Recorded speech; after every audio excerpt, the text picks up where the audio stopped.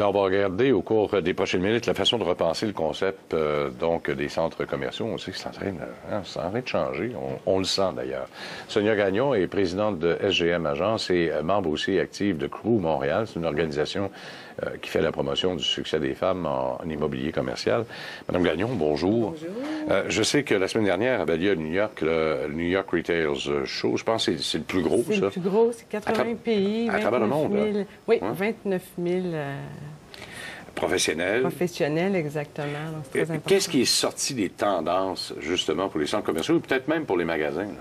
Oui, parce qu'avant, en fait, du centre, c'est évidemment le commerce de détail. Hein, Ouais. Mais je pense qu'on vit vraiment une période de transformation comme le commerce de détail n'a jamais vécu actuellement.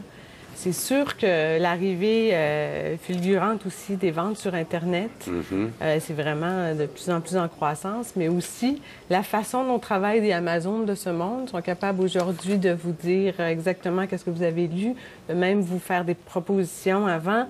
Alors, tout ça fait en sorte que ça bouleverse le commerce de détail et les magasins en boutique. Aujourd'hui, on dit on allait magasiner. Aujourd'hui, on est toujours en train de magasiner. On magasine le soir dans notre lit, on magasine au bureau. Alors, c'est vraiment, vraiment différent. Mais c'est sûr que la personnalisation des commerçants, il va falloir qu'ils bénéficient un peu des deux mondes, en fait, autant en matière de technologie qu'en matière de... Il faut qu'ils personnalisent un peu leur approche dans les magasins de service à la clientèle. Le service à la clientèle, on en parle depuis tout le temps. Mais au-delà de ça, c'est de personnaliser puis apprendre à comprendre, à connaître un peu mieux son consommateur. Donc, c'est sûr que dans les tendances qui est sorties, des fois, on peut les trouver farfelues maintenant, mais entre autres, il y a un e-ticket, c'est que sur tous les produits, il va y avoir un QR code où les gens vont le scanner et vont être capables de voir un peu des commentaires d'internautes, vont être capables d'avoir le prix, vont être capables de payer aussi. On parle aussi de réduire les espaces de magasins pour avoir moins d'inventaire en magasin, mais d'avoir des petits micro-entrepôts. Bien, c'est ce qu'on appelle les magasins de proximité. Voilà, exactement. Tout à fait. On est rendu là. Je sais qu'on a, comme tous les autres d'ailleurs, était parti en l'an 2000 avec des immenses magasins. Et là, maintenant, on veut se rapprocher de la population, d'avoir un meilleur service, puis d'être un peu plus sur Internet aussi. Ça s'en va vers là. Tout à fait. Ceux qui le font pas. Oui, Jean Coutu. Bien, Jean Coutu, en fait, ouvrait des magasins dans des marchés de 10 000 personnes et plus. Aujourd'hui, il regarde des marchés de 5 000, de plus proximité.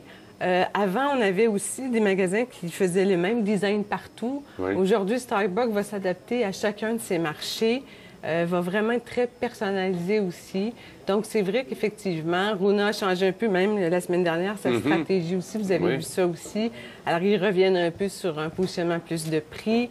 Alors, il y a vraiment une énorme remise en question du commerce de détail actuellement. Et on voit ceux qui ne s'adaptent pas ou qui ont peu fait au cours des dernières... Je pense à Sears aux États-Unis, même au Canada, là, ça va pas bien parce qu'on n'a pas su s'adapter à la réalité du marché. Tout à fait. Puis ils n'ont jamais su. On ne sait pas, en fait, si on a à définir Sears, on ne sait pas qu'est-ce que c'est vraiment Sears dans le marché. Qu'est-ce qu'ils vont faire, justement, les magasins ou encore les détaillants pour convaincre les consommateurs de se déplacer d'abord en magasin et d'être capable aussi d'acheter ou moins faire leur achat en ligne? Parce que c'est ça le défi des magasins, des succursales. Mais je pense que d'abord, l'être humain, c'est une bibite qui a besoin d'être en contact avec les autres. Fait que je pense qu'il y a besoin d'aller dans les magasins. J'ai l'impression que ça paraît moins aujourd'hui. Oui, mais même les jeunes d'aujourd'hui qui sont très, très, très branchés, ils ont envie avec leurs amis d'y aller.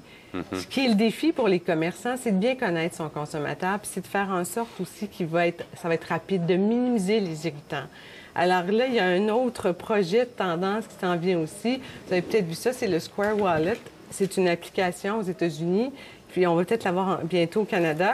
Mais vous allez prendre l'application, vous allez rentrer votre nom, votre carte de crédit, vos magasins que vous choisissez. Et si vous êtes un fervent de Starbucks, vous allez aller chez Starbucks, vous allez rentrer, et puis ils vont vous identifier avec votre photo, M. Gagnon, et ils vont vous dire, parfait, vous prenez un cappuccino. Votre cappuccino va être prêt, puis vous allez avoir déjà même payé parce que vous allez être enregistré.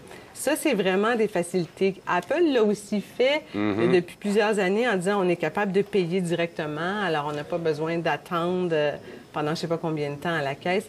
Il va falloir vraiment qu'ils connaissent encore mieux leurs consommateurs. Je suis allé chercher. Oui, comment c'est facile. Oui, vous êtes allé chercher tout de suite le Square Wallet. Le Square Wallet, déjà, il est disponible avec une petite clé, une petite fonction. Là, c'est l'iPhone, mais ça existe aussi pour Android. Ben oui, c'est ça, si vous n'avez pas votre... Comment on pourrait définir le consommateur aujourd'hui? Plus exigeant ou c'est pas une question d'exigence, c'est qu'il a changé sa façon de faire? Le consommateur, d'abord, il vit beaucoup de pression. Hein? Votre collègue avant, oui. Vous l'expliquez un peu. Le harcèlement pas sexuel, mais le harcèlement psychologique. Donc, c'est sûr que ça vient avec une pression aussi de travail.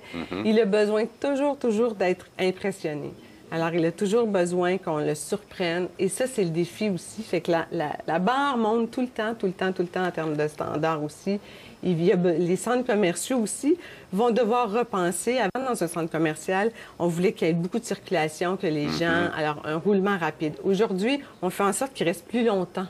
On crée des endroits, des zones de confort. Ils peuvent aller se brancher, ils peuvent lire, prendre un café, vivre des événements, donc vivre des expériences intéressantes pour faire en sorte qu'on les garde plus longtemps, des rencontres d'amis.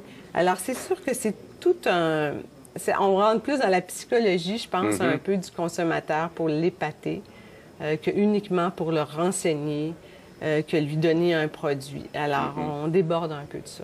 Bon, est-ce qu'il y a, de façon intergénérationnelle, il y a des différences? Moi, je sais bien que quand je rentre dans un magasin, je sais ce que je veux, je vais le chercher. Si je le trouve pas, c'est parce que vous êtes un homme. C'est pas juste une question de génération. Il y a peut-être une différence homme-femme aussi. Oui, grande différence. OK. Ben oui. Moi, ce qui me tape ses nerfs dans un magasin, c'est le power de service. Oui. C'est bye-bye, je reviens plus. C'est ça. Moi, c'est terminé. Et rapidité aussi. Oui, c'est ça, c'est l'exécution. Mais là, vous me dites, c'est parce que je suis un gars. Non, en fait, si vous n'aimez pas trop magasiner, OK, non, ça c'est... Mais effectivement, les gens recherchent un service personnalisé, qu'on prenne vraiment qui suit, et aussi d'être capable de sortir aussi rapidement. Oui, effectivement. Ça, c'est important. La femme, elle, c'est différent un peu. Elle aime voir, toucher, mais... Puis elle va en faire plusieurs avant de faire son choix. Avant de faire son choix. Alors, donc, il y a des transformations, là. Est-ce que ça amène de nouvelles orientations, ça, pour les centres commerciaux? Vous me parliez tantôt, là, que ça va être un centre de réunion, d'abord et avant tout, pour être capable de garder ce monde-là. Si ça jase, bien, peut-être un produit, on en discute, on en parle autour d'un café. L'autre personne, ça va l'intéresser peut-être pour d'autres choses, etc. C'est comme ça que ça va fonctionner? Oui, il faut vraiment, mais les centres commerciaux aussi, ce ne sera pas un centre séparé. Vous allez voir un peu aussi, puis on le voit déjà, les condos qui vont se greffer autour, des maisons de personnes âgées qui vont se greffer autour. On crée des environnements de vie maintenant un peu plus, parce qu'effectivement, la compétition entre centres commerciaux et les magasins, c'est un peu les mêmes partout aussi. Madame Sonia Gagnon, merci beaucoup. Merci C'est toujours beaucoup. un plaisir. On fait un une pause, plaisir. on revient dans un instant, tout de suite.